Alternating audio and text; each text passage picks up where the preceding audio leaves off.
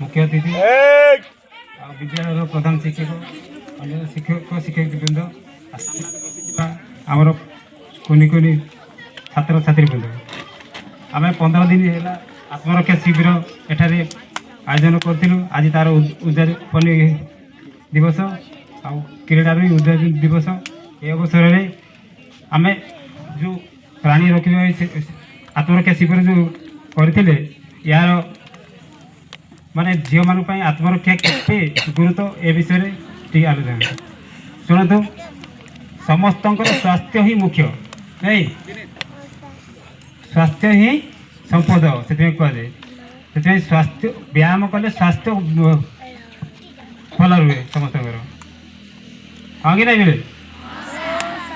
आउ 15 दिन है कौन कौन शिखी नहीं तार आज तुम डेमोन्स्ट्रेशन करो आमर जो आसती हाँ